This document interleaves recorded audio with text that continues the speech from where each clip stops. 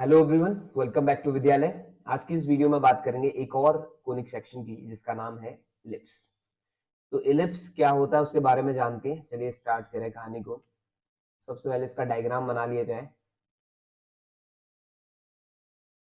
तो इलिप्स में दो एक्सिस होती है, एक मेजर एक्सिस होती है और एक माइनर एक्सिस होती है, करेक्ट। अब देखिए मेजर कौन माइनर कौन उसकी बात करेंगे। पहले इसका डायग्राम बना लेते हैं। ये हो गया इलिप्स, ठीक है। तो इसमें जो बड़ी एक्सिस है जिसकी लेंथ ज्यादा दिखाई दे रही है आपको इस पर्टिकुलर इलिप्स के लिए, वो आपका कहलाती है मेजर एक्सिस। ये होगी मेजर एक्सिस। और जो छोटी है वो माइनर एक्सिस हो जाएगी, ठीक है। और ये जो पॉइंट है यहाँ पे, ये हो गया सेंटर। ये हो गया क्या, सेंटर, ठीक। और इलिप्स में खास बात यह है कि इसमें दो फोकस होते हैं, जिसमें F1 ये भी फोकस है, और यहां अगर एक पॉइंट की बात करूं ये F2 ये भी फोकस है, ठीक है। तो इसमें कितने फोकस होते हैं, दो फोकस हो जाते हैं, ठीक। और ये जो पॉइंट है मेजर एक्सिस वाला कॉन्सेप्ट है। मेजर एक्सिस पे जहां इलिप्स मेजर एक्सिस वाली जो लेंथ है वहां पे जहां पे कट करता है उसे हम कहते हैं वर्टेक्स, ठीक है। वर्टेक्स इसी को कहा जाएगा हमेशा। और ये भी वर्टेक्स है, यानी कि वर्टेक्स के जो कोऑर्डिनेट आएंगे वो बस माइनस और प्लस का डिफरेंस होगा, बाकी सेम होंगे, ठीक है। एक्स एक्सिस में है तो एक्स एक्सिस में, वाई एक्सिस में है तो वाई एक्सिस में, ठीक। तो ये इलिप्स की मैं बात कर रहा हूं और ये अलोंग एक्स एक्सिस चल रहा है। यानी जिस दिन मेजर एक्सिस कहां होगी, एक्स एक्सिस में होगी, उस दिन की मैं बात कर रहा हूं, ठीक है। कंफर्म इतना। चलिए अब यहां से क्या क्या पॉइंट हैं जो इंपॉर्टेंट है उसकी मैं बात कर रहा हूं। तो सबसे पहले इसकी डेफिनेशन पे आ जाते हैं। डेफिनेशन क्या है, देखिएगा कि कोई चीज इलिप्स कब कहलाती है, यानी कि कोई डायग्राम इलिप्स कब कहलाता है, जब डायग्राम में या फिगर में लाई करने वाला प्रत्येक point from first focus and from second focus, यानी कि यहां से F1 से और F2 से इसकी जो दूरी है, यानी कि PF1 प्लस PF2। ऐसे ही अगर मान लो कोई दूसरा पॉइंट उठाते हैं आप, और मान लिया ये पॉइंट है Q, तो QF1 प्लस QF2। ऐसी कोई तीसरा पॉइंट, इन सब की जो लेंथ है वो क्या हो जाए, कांस्टेंट हो जाए, करेक्ट। यानी PF1 प्लस PF2 की वैल्यू अगर 20 आ रही है तो QF1 प्लस QF2 की वैल्यू भी 20 ही आएगी। ये मतलब है इस कांस्टेंट होने का, ठीक। एक्चुअल में होता क्या है, ये कांस्टेंट वैल्यू हो जाती है 2a के इक्वल। ये कांस्टेंट वैल्यू किसके इक्वल हो जाती है, 2a के इक्वल हो जाती है, ठीक है। अब एक चीज और समझ लीजिए, इसे हम a से डिनोट करेंगे, ये a डैश होगा, ये आपका b हो गया, और ये b डैश होगा, और ये o, ठीक। अब ये जो a डैश आपको दिखाई दे रहा है, ये a डैश एक्चुअल में 2a के इक्विवेलेंट है। और जो b डैश दिखाई दे रहा है आपको, ये 2b है, जो यहाँ यूज होने वाले हैं टर्म्स, ठीक है। और F1 F2 आपको जो दिखाई दे रहा है वो 2c है, क्लियर है। तो वन साइड की लेंथ आप एज्यूम कर पा रहे होंगे, यानी कि ओरिजिन से लेके या सेंटर से लेके ए तक की जो डिस्टेंस होगी वो कितनी होगी, स्मॉल ए। यहां से यहां तक की जो डिस्टेंस होगी वो स्मॉल सी होगी। ये डिस्टेंस जो ऊपर की ओर है ये डिस्टेंस स्मॉल बी होगी। तो यहाँ पे यूज होने वाले तीन टर्म्स हैं ए बी सी। अब मैं आपको बता चुका हूँ कि एबीसी कौन है एक्चुअल में, ठीक है, इसके बारे में बात कर रहे हैं। तो ये जो 2a है इसी को कहा जाता है लेंथ ऑफ मेजर एक्सिस, ठीक है। और ये दूसरा हो गया length of minor axis, clear है था। और ये जो दो फोकस हैं इनको अगर मैं कंबाइंड कहूंगा तो इनको फोकाई कहूंगा। आप ध्यान से सुनिएगा इसको क्या कहा जाएगा, फोकाई, ठीक है। और क्लियर लिखता हूं इसको थोड़ा, कंबाइंड कहने में इनको बोला जाता है फोकाई, ठीक। प्लूरल वाला कॉन्सेप्ट है, या दो से ज्यादा होंगे तो फोकाई बोल सकते हैं, करेक्ट। चलिए ये कॉन्सेप्ट समझ आ गया। सबसे पहले इलिप्स की डेफिनेशन क्या है। इलिप्स की डेफिनेशन है कि set of all the points having sum from both the foci is constant. यानी कि हम ये बात करेंगे कि इलिप्स में लाई करने वाला प्रत्येक पॉइंट की डिस्टेंस फ्रॉम F1 और F2 का जो सम आएगा ना वो कांस्टेंट आएगा, उसी को हम इसकी डेफिनेशन कह रहे हैं, करेक्ट। और दूसरा, इससे रिलेटेड सारे के सारे टर्म्स हम जान चुके हैं। अब बात करते हैं इसकी स्टैंडर्ड फॉर्म की। चलिए जी, तो standard form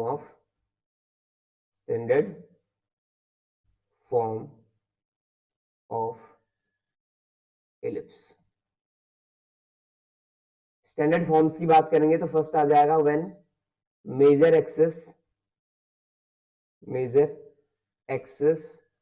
is along x axis. ठीक है, मेजर एक्सिस अगर एक्स एक्सिस के अलोंग है तो तब क्या होगा, तब इक्वेशन हो जाती है इसकी x square upon a square plus y square upon b square equal to 1। तो आज से दिमाग में ये रखना कि जब ए हमेशा बड़े वाले को ही हम मानेंगे, चाहे वो अलोंग वाई एक्सिस हो चाहे एक्स एक्सिस हो, और बी हमेशा छोटा ही होगा। ठीक, तो जिससे कि फॉर्मूले चेंज नहीं करने पड़ते, एक जैसे फॉर्मूले में हम काम चला लेते हैं। करेक्ट इतना कंफर्म? चलिए जी, समझ आ गया होगा शायद इतना।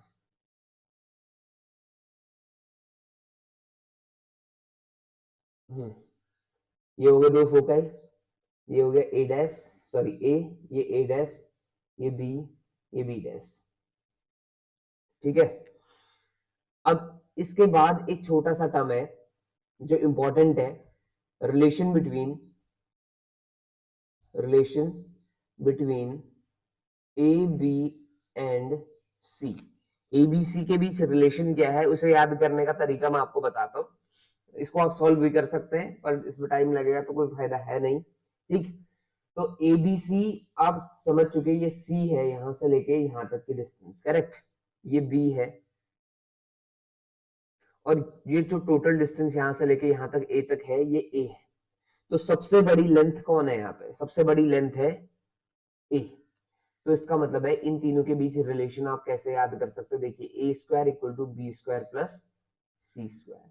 ये रिलेशन हो गया किस किस के बीच, ए बी और सी के बीच। जनता, तो अब बात कर लेते हैं कि इससे रिलेटेड टर्म्स क्या क्या पूछे जा सकते हैं और कौन किस किस के बारे में हमें नॉलेज होनी चाहिए। ठीक है, सबसे पहला स्टैंडर्ड फॉर्म आपको समझ आ गया है, और सेंटर के कोऑर्डिनेट आपसे पूछेगा। तो सेंटर के कोऑर्डिनेट आपको पता है, सेंटर ओरिजिन ही है तो 0,0 आ जाएगा। और वर्टेक्स पूछेगा इस बार, तो वर्टेक्स के कोऑर्डिनेट है ना, या वर्टिसेस, तो वर्टिसेस कौन शो करेगा, एक्स एक्सिस के अलोंग है, एक्स एक्सिस के अलोंग है और ए डिस्टेंस है, तो ये कोऑर्डिनेट क्या थे, a,0। ये कोऑर्डिनेट क्या है, -a,0। तो इसका मतलब है प्लस माइनस a,0 वर्टेक्स को बताएगा। तीसरा, अगर ये किसके फोकाई की बात करता है या and points of minor axis की बात कर लेता है, and points of minor axis, ये भी आपको समझ आ गया होगा। And points of minor axis कौन है, बी बी डैश था ना, तो इसका मतलब हो गया 0, प्लस माइनस बी। करेक्ट था। और फोकाई के कोऑर्डिनेट पूछेगा आपसे, तो फोकाई के कोऑर्डिनेट क्या है, +-c, 0। देखो जो मेजर एक्सिस होगी उसी में फोकस भी लाई करेंगे दोनों के दोनों, और दोनों फोकस वहां लाई कर रहे हैं तो उसके जो कोऑर्डिनेट होंगे, एक के होंगे c,0 तो दूसरे के होंगे -c,0। उतनी ही डिस्टेंस लेफ्ट में भी है वो। करेक्ट कितना? चलिए, लेंथ ऑफ मेजर एक्सिस कौन हो गया, length of major axis equal to 2a आ जाएगा, और यहीं पे माइनर की मैं बात कर लूं तो हो जाएगी 2b। ठीक है, लेंथ ऑफ माइनर एक्सिस हो जाएगी 2b और मेजर कितना हो गया, 2a हो गया। ठीक है, अब डिस्टेंस बिटवीन फोकाई कहेगा तो 2c के इक्विवेलेंट है, वो चीज मैं पहले बता चुका हूं फिर भी, यानी F1 F2 की डिस्टेंस पूछे आपसे तो 2c हो गया, क्योंकि लेफ्ट में भी राइट 2c और राइट में भी, सॉरी लेफ्ट और राइट दोनों में c लेंथ का है, तो टोटल लेंथ ऐड हो गई 2c के इक्विवेलेंट हो गया। ठीक, अब यहां से दो टर्म बड़े इंपॉर्टेंट है, पहला लेटेस्ट रेक्टम। ठीक है, लेंथ ऑफ लेटेस्ट रेक्टम, ये इक्वल टू हो जाता है 2b² अपॉन a। तो यहाँ थोड़ा चेंज है, वहां 4a था अगर याद है आप लोगों को, पैराबोला के केस में, तो यहाँ पे लेंथ ऑफ लेटेस्ट रेक्टम हो जाएगी 2b² अपॉन a। और लास्ट पॉइंट जो आपसे पूछा जा सकता है वो है इसेंट्रिसिटी। इसेंट्रिसिटी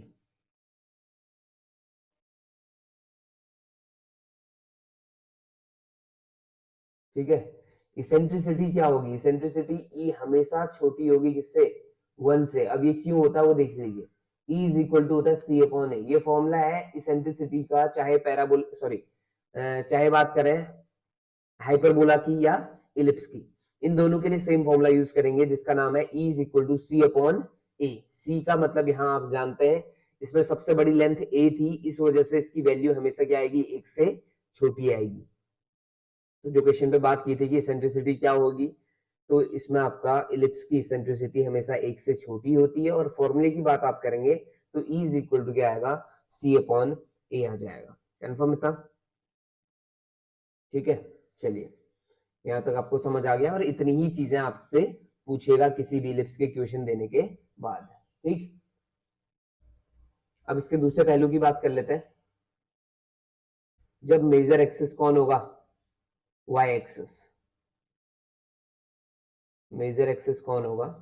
वाई एक्सिस होगा। ठीक, तो उस टाइम पे डायग्राम थोड़ा सा चेंज आ जाएगा, इस तरह का डायग्राम बन जाएगा। ठीक, और ये जो पॉइंट्स हैं ये क्या बन जाएंगे? ये बी होगा तो ये बी डैश हो जाएगा, और ये ए होगा तो ये ए डैश हो जाएगा। बाकी सारे चीजें वही रहने वाली, फॉर्मूला चेंज नहीं करेंगे हम ये करेंगे कि आपका जो ए है, ए के सामने, ए के साथ कौन आ जाएगा? वाई आ जाएगा, है कि नहीं? तो इस तरह का कॉन्सेप्ट बन जाएगा, देखिएगा x square upon b square plus y square upon a square equal to 1, ये बनेगा इस टाइम पे। ठीक, तो सारे फॉर्मूले एज इट इज रहेंगे, बस डिफरेंस क्या आएगा कि अगर y के अलोंग है, y एक्सिस के अलोंग अगर आपका इलिप्स है, तो उसका मतलब है y के अपॉन में, y के डिनोमिनेटर में उससे सबसे बड़ी लेंथ आएगी, या a और b में से जो बड़ा है वो आएगा। ये समझ लीजिए, ठीक है। और बाकी सारे के सारे फॉर्मूले एज इट इज रहेंगे। बस हाँ, आपने ये ध्यान देना है कि जैसे फोकाई के कोऑर्डिनेट है, तो फोकाई के कोऑर्डिनेट अब क्या हो जाएंगे? फोकाई के कोऑर्डिनेट हो जाएंगे 0, प्लस माइनस सी हो जाएगा, क्योंकि y एक्सिस में वर्टिसेस क्या हो जाएंगी? वर्टिसेस हो जाएंगे 0, प्लस माइनस ए। और माइनर एक्सिस के कोऑर्डिनेट क्या हो जाएंगे? 0, प्लस सॉरी, ये तो एक्स एक्सिस में लाई करेगा ना माइनर एक्सिस, तो ये प्लस माइनस बी कॉमा क्या आ जाएगा? 0 आ जाएगा। ठीक है ना। और दूसरा मेजर एक्सिस की लेंथ अगेन 2a होगी, और माइनर एक्सिस की लेंथ क्या होगी? 2b हो जाएगी। वही कॉन्सेप्ट है, सारा का सारा सेम है। ठीक, और लेटेस्ट रेक्टम की लेंथ हो जाएगी 2b स्क्वायर अपॉन a, और इसेंट्रिसिटी E इक्वल टू आ जाएगा C अपॉन A, और अगेन ये लेस देन क्या होगी? 1 होगी। सारी चीजें सेम रहनी है। आपको पहचानना कैसे है? x के अपॉन में बड़ी वैल्यू है तो समझ लीजिए x के अलोंग है, और y के अपॉन में बड़ी वैल्यू है तो समझ लीजिए y के अलोंग है। जैसे फॉर एग्जांपल मैं एक क्वेश्चन आपके सामने लिख रहा हूँ, x square 9x square plus 4y square is equal to 36 है। तो 36 को अपॉन में ले आओ तो एक्स स्क्वायर अपॉन कितना बच गया? 4 plus y square upon 9 is equal to 1। अब इससे आपसे पूछे कि बताओ कि इससे फोकाई के कोऑर्डिनेट क्या होंगे, तो पहले दिमाग में आपने क्या रखना है कि y के अपॉन में बड़ी वैल्यू है, y के अपॉन में बड़ी वैल्यू है, इसका मतलब हुआ मेजर एक्सिस जो है अलोंग किसके है? y एक्सिस के है। तो मेजर एक्सिस अगर y एक्सिस के है तो फोकाई के कोऑर्डिनेट इस तरह के होंगे। c निकाल लीजिए पहले, वही फॉर्मूला है a square equal to B square plus C square. तो यहाँ से a की वैल्यू कितनी होगी? 3 का स्क्वायर प्लस b की वैल्यू है 2, 2 का स्क्वायर और प्लस सी स्क्वायर ऐसे रहा। तो 9 माइनस कितना? 4 इक्वल टू सी स्क्वायर। तो यहाँ से आ गया c इज इक्वल टू आ गया अंडर रूट ऑफ 5, और c की वैल्यू आती ही फोकाई निकल जाएगा, क्या आ जाएगा? 0, प्लस माइनस अंडर रूट 5। तो इस तरह से आपने डील करनी है क्वेश्चंस के साथ। पहचानना बड़ा ही आसान है। इलिप्स की इक्वेशन आपको दी होगी तो आपने ध्यान देना है कि किसके डिनोमिनेटर की वैल्यू बड़ी है। जिसके डिनोमिनेटर की वैल्यू बड़ी होगी वही आपका गेम चेंजर होगा, यानी कि वही आपका डिसाइड करेगा कि ये अलोंग एक्स एक्सिस है कि अलोंग वाई एक्सिस है। बाकी सारे के सारे क्वेश्चंस एक जैसे आपसे पूछे जाएंगे। कंफर्म? ठीक, और ज्यादा टेंशन में नहीं आना है कि आपका देखिए मेन जो आपका सिलेबस है ना उस सिलेबस के अकॉर्डिंग हम बहुत सही जा रहे हैं, कोई प्रॉब्लम नहीं है। आपने क्या करना है, कॉन्सेप्ट पे फोकस करना है, आप क्वेश्चंस बनाते ही जाएंगे, ये कंफर्मेशन है, ठीक है। और एक बार प्रीवियस ईयर भी चेक करेंगे तो शायद उसमें से मैक्सिमम क्वेश्चन हमसे बन रहे हैं, और जो सिलेबस हमारा नहीं हुआ है तो ऑब्वियस है उसमें हमें क्या करना पड़ेगा, उस सिलेबस को कवर करने के बाद चेक करना पड़ेगा, ठीक है। बाकी मैक्सिमम क्वेश्चन चाहे आप ट्रिग्नोमेट्री उठा लें या कैलकुलस उठा लें, ठीक है, या आपका मैट्रिसेस, डिटर्मिनेंट्स, तो सारा का सारा जो पोर्शन है जो प्रीवियस ईयर में आया हुआ है 2021 में, उसमें से आपका मैक्सिमम क्वेश्चन आपसे बन जाएंगे, एक बार आप चेक कर सकते हैं। और जो सिलेबस हमारा नहीं हुआ है उसको पूरी कोशिश करेंगे कि उसको समाप्त किया जाए, सारा का सारा मैथमेटिक्स से रिलेटेड, ठीक है। चलिए जी, तो ये समझ आ गया होगा कॉन्सेप्ट, ठीक। तो अब बात कर लेते हैं कि अगला टॉपिक इसी में एड ऑन कर लेते हैं, जिसका नाम है हाइपरबोला, ठीक है, हाइपरबोला। तो हाइपरबोला में क्या डिफरेंस है उसकी मैं बात करूंगा आपसे, ठीक। तो हाइपरबोला क्या है, देखिएगा कि पहले तो इसमें दो एक्सिस यूज होंगी, इस तरह का डायग्राम है, अगर अलोंग एक्स एक्सिस बने तो इस तरह का हो जाएगा, अलोंग वाई एक्सिस बने तो वाई एक्सिस में ही आ जाएगा, ठीक है। तो अगर डायग्राम ऐसा है जिसके सिमेट्रिक ये है तो ये आपका कौन कहलाता है, ट्रांसवर्स एक्सिस, इसका नाम बदल जाता है, ठीक है, ट्रांसवर्स एक्सिस। और ये जो परपेंडिकुलर दिख रहा है ये आपका कॉन्जुगेट एक्सिस हो जाती है इसमें, कॉन्जुगेट एक्सिस, करेक्ट। तो इस बार नाम बदल जाएंगे, एक ट्रांसवर्स हो जाएगी, एक कॉन्जुगेट हो जाएगी। और यहाँ ना मैं आपका ड्रॉ कर रहा हूँ, दो एसिम्पटोट्स ड्रॉ कर रहा हूँ इसके लिए। तो ये जो एसिम्पटोट्स हैं ये कर्व में कहाँ जाके मिलेंगी, आप सभी को पता है, ये इन्फिनिटी जाके मिलेंगी। इसकी मदद से क्या मिलता है उसकी मैं बात करूंगा,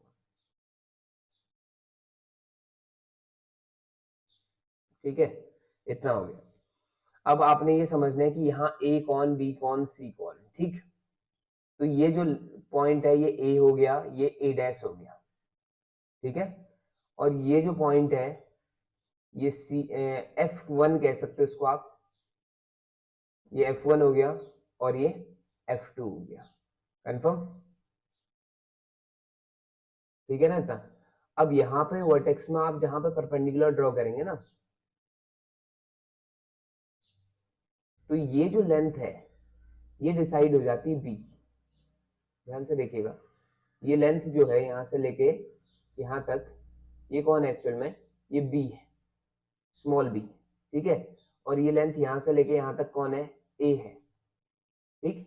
पहले सेम नोटेशन पहले वाले ही हैं जैसे नोटेशन हमने किसमें पढ़े, ये सी हो गया लेंथ, ठीक।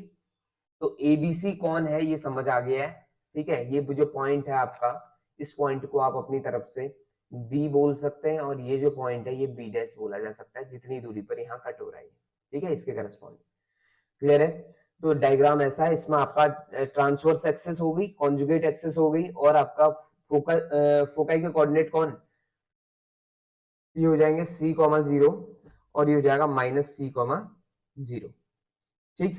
अब लेकिन यहाँ पे आपने ध्यान देना है कि इसके केस में अगर मैं बात करूंगा रिलेशन की, ठीक है, तो सॉरी, सबसे पहले बात कर लेते हैं डेफिनेशन की, बात करते हैं इसकी डेफिनेशन क्या कहती है वो देख लीजिए।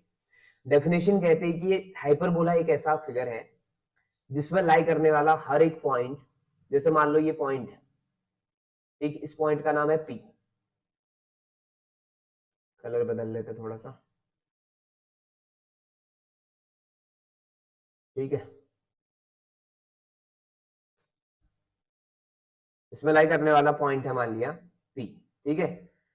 इस P की डिस्टेंस फ्रॉम फर्स्ट फोकस और इस P की distance from second focus same case है जैसा इलिप्स में हुआ करता है, ठीक। बस यहाँ डिफरेंस है कि यहाँ सब्ट्रैक्शन होता है, यानी PF1 माइनस PF2, यानी बड़ी डिस्टेंस में से छोटी को क्या कर देना, माइनस। ऐसी अगर मान लो कोई दूसरा पॉइंट होता Q और उसको मैं लेता आपका F1 और F2 से, ठीक है, तो ये क्या आता QF1 माइनस QF2। और कोई भी पॉइंट आप कहीं भी ले सकते हैं, यहां पॉइंट ले लो R, इस पॉइंट की डिस्टेंस फ्रॉम F1 और इस पॉइंट की डिस्टेंस फ्रॉम F2। तो इस केस में क्या है, F1 नजदीक है F2 दूर है, तो ये कुछ इस तरह से आता RF2 माइनस RF1। तो ये सारी वैल्यूज कांस्टेंट हो जाती है, यानी इसके अकॉर्डिंग क्या था, इससे पहले वाले में क्या था आपका, इससे पहले वाले में था सम, इसमें है डिफरेंस, यानी उसमें सम कांस्टेंट हो जाता था, इसमें आपका डिफरेंस कांस्टेंट होता है, और ये डिफरेंस की जो वैल्यू है ये किसी और के इक्वल नहीं, ये हो जाती है 2a के इक्वल, अगेन 2a के इक्वल। ठीक है, क्लियर है इतना? तो 2a का मतलब यहाँ क्या है, लेंथ ऑफ ट्रांसवर्स एक्सिस कहलाएगा वो।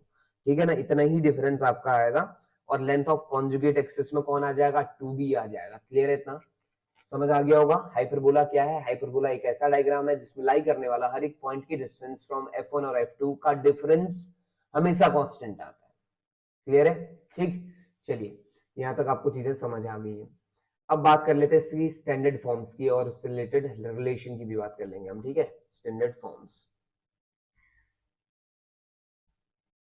Standard forms of hyperbola.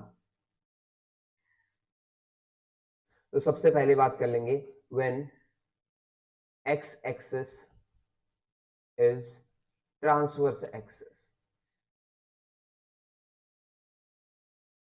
ठीक है, जब x एक्सिस क्या है, ट्रांसवर्स एक्सिस है, तो किस तरह से काम करता है वो देख रहे हैं हम। करेक्ट,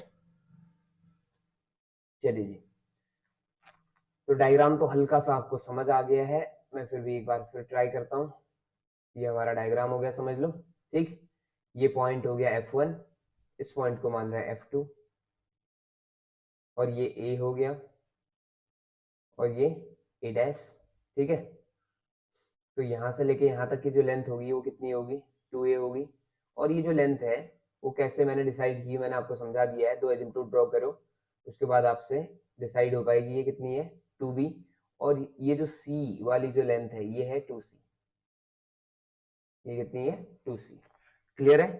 तो इस बार आपको एक चीज और समझनी है कि स्टैंडर्ड फॉर्म देखिएगा क्या है। स्टैंडर्ड फॉर्म में x square upon a square minus y square upon b square equal to 1 आएगा। ठीक, तो स्टैंडर्ड फॉर्म जो है सिमिलर टू इलिप्स है, बस फर्क है प्लस की जगह क्या है, माइनस है, इतना सा डिफरेंस है पहले में तो। ठीक है, अब यहाँ पे ना relation between a b c जब मैं बात करूंगा कि a comma B comma c के बीच जो रिलेशन है वो क्या होगा, तो आप इसको फिर से देखिए कि इलिप्स की तरह देखना है आपने बस। और इलिप्स में क्या था, सबसे बड़ी लेंथ कौन थी, ए थी, लेकिन आज सबसे बड़ी लेंथ है सी। वो कैसे, आप खुद चेक कर सकते हैं। देखिए यहां से लेके यहां तक की जो लेंथ है ये सी है, और यहां से यहां तक की लेंथ जो है ये ए है, ये लेंथ जो आपको दिखाई दे रही है ये बी है। ठीक है, तो ए बी सी आपको दिख गए होंगे। अगर ए बी सी ये है तो आपने कैसे डील करना है इसके साथ वो देखिएगा। तो यहाँ आ जाएगा C square equal to A square plus B square. ये भी इंपॉर्टेंट क्वेश्चन है, कहेगा कि in ellipse what is the relation between A comma B comma C, या in hyperbola what is the relation between A comma B comma C. तो थोड़ा सा difference आ जाता है, जो बड़ी लेंथ है वो equal to A square plus B square आ जाएगा। करेक्ट, यहाँ तक समझ आ गया होगा। अब क्या क्या पूछा जा सकता है उसकी बात कर लेते हैं। सेंटर पूछेगा आपसे, पहला काम है सेंटर। सेंटर के कोऑर्डिनेट इस बार भी 0,0 होंगे। दूसरा, अगर आपसे वर्टिसेस पूछता है तो वर्टिसेस में भी कोई चेंज नहीं है, वर्टिसेस फिर से अगेन क्या है, प्लस माइनस a,0 आ जाएगा। ठीक, और अगर आपसे फोकाई पूछता है तो फोकाई के लिए अगेन प्लस माइनस c,0। ठीक है, अगला टर्म है कि कॉन्जुगेट एक्सिस कौन सी है, पूछेगा आपसे कॉन्जुगेट एक्सिस। तो कॉन्जुगेट एक्सिस कौन है, वाई एक्सिस है। ठीक है, और ट्रांसवर्स एक्सिस कौन है, ट्रांसवर्स एक्सिस कौन है, हमारी एक्स एक्सिस है। डन। और लेंथ की बात कर लेगा तो इसकी लेंथ कितनी हो जाएगी, कॉन्जुगेट की लेंथ हो जाएगी 2b, और ट्रांसवर्स की जो लेंथ होगी वो कितनी हो जाएगी, 2a हो जाएगी। ये भी आपको कंफर्म हो गया होगा। ठीक, और f1 और f2 के बीच की जो डिस्टेंस है वो आपका कितना हो जाएगा, 2c के इक्वल हो जाएगी। ये पहले जैसा ही है, इसमें कोई चेंज नहीं है। ठीक, अगला आ गया रिलेशन, आपको समझा दिया है। अब है length of latus rectum, length of latus rectum. Length of latus rectum आ जाएगा 2b स्क्वायर अपॉन a। ठीक है, और अगला टर्म है आपका इसेंट्रिसिटी। इसेंट्रिसिटी मैं समझा चुका हूं आपको, इसेंट्रिसिटी अगेन क्या आने वाला है, E is equal to C upon A आएगा। लेकिन डिफरेंस क्या है, इस बार c बड़ा है a से, इसका मतलब इसकी इसेंट्रिसिटी हमेशा 1 से क्या होगी, बड़ी होगी। तो यहाँ से फिर से मैं कह रहा हूँ कि क्वेश्चन बन सकता है, तो फोकस करिएगा कि इसेंट्रिसिटी में क्वेश्चन बनेगा फिर से शायद। ठीक, चलिए यहाँ तक समझ आ गया कॉन्सेप्ट कि स्टैंडर्ड फॉर्म ऑफ हाइपरबोला आपको क्लियर हो गई होगी। लेकिन एक्स एक्सिस के अलोंग, अगर वाई एक्सिस के अलोंग होगा यही चीज तो थोड़ा सा चेंज आ जाता है। वो चेंज क्या है उसकी हम बात करते हैं। ठीक, फिर से मैं आपसे कह रहा हूँ कि जो वाई एक्सिस के अलोंग होगा तो वाई के अपॉन में बड़ी वैल्यू आ जाएगी और वो पॉजिटिव हो जाएगा। ठीक है, डिफरेंस इतना रहेगा। तो चलिए जी वाई एक्सिस के अलोंग की बात कर लेते हैं। तो पहले तो स्टैंडर्ड फॉर्म क्या होगी, स्टैंडर्ड फॉर्म हो जाएगी y square upon a square minus x square upon b square equal to 1। पहला काम तो ये आ गया। ठीक है, दूसरा सेंटर एज इट इज रहेगा, सेंटर में कोई चेंज नहीं आना है, 0,0 रहना है और डायग्राम कुछ इस तरह का बन जाएगा उस टाइम। ठीक है, और तीसरा वर्टिसेस, वर्टिसेस चेंज हो जाएंगे यानी कि उनकी पोजीशन चेंज हो जाएगी, ये हो जाएगा 0, प्लस माइनस ए हो जाएगा। ठीक है, और फोकाई के कोऑर्डिनेट की पोजीशन यानी कि फोकाई के कोऑर्डिनेट क्या हो जाएंगे 0, प्लस माइनस सी। और कॉन्जुगेट एक्सेस कौन बन जाएगी, एक्स एक्सिस बनेगी इस बार, और इसकी जो लेंथ होगी वो कितनी हो जाएगी 2b। और ट्रांसवर्स एक्सिस कौन बनेगा, वाई एक्सिस बनेगा और इसकी जो लेंथ हो जाएगी वो होगी 2a। ऑब्वियस है ट्रांसवर्स की 2a होती है। और अगेन f1 f2 की जो डिस्टेंस होगी वो क्या हो जाएगी 2c हो जाएगी, इसमें कोई प्रॉब्लम नहीं है। ठीक, अब लेंथ ऑफ लेटेस्ट रेक्टम फिर से कितना होगा 2b स्क्वायर अपॉन a। ठीक है, और eccentricity E is equal to C upon A ही होगी और फिर से ये 1 से बड़ी होगी क्योंकि C की वैल्यू हमेशा A से बड़ी है इन केस ऑफ हाइपरबोला। ठीक है, आपसे इतने क्वेश्चंस पूछे जा सकते हैं अगर कोई भी चीज आपसे पूछी जाएगी, यानी कोई पर्टिकुलर क्वेश्चन आपको दिया होगा, आप पहचानेंगे कैसे, सिंपल है। पहचानना क्या है कि आपका वाई स्क्वायर के अपॉन में बड़ी चीज है और वाई पॉजिटिव है तो इसका मतलब समझ लीजिए कि वाई के अलोंग है, और x के अपॉन में बड़ी चीज है और x पॉजिटिव है तो समझ लीजिए कि x के अलोंग बात चल रही है। ठीक है, ना समझ जाएंगे शायद, क्लियर। चलिए जी, तो आई होप ये दोनों चीजें आपको समझ आ गई होंगी और कोनिक सेक्शन आपका यहाँ पे कंप्लीट होता है। अगर कोई क्वेश्चन होंगे तो आप भेज सकते हैं अपनी तरफ से, अदरवाइज जो कॉन्सेप्ट है इसी की मदद से आपके मैक्सिमम क्वेश्चन बन जाएंगे। करेक्ट, ठीक, तो 2D क्लोज होता है और ट्राई करेंगे कि आज में 3D के कुछ टॉपिक्स और एड ऑन कर दिए जाए। ठीक है, चलिए, तो उम्मीद करते हैं कि आपको ये वीडियो पसंद आया होगा। अगर ऐसा है तो please do like share and subscribe. अब मिलते हैं आपसे नेक्स्ट वीडियो में। Thank you so much for watching.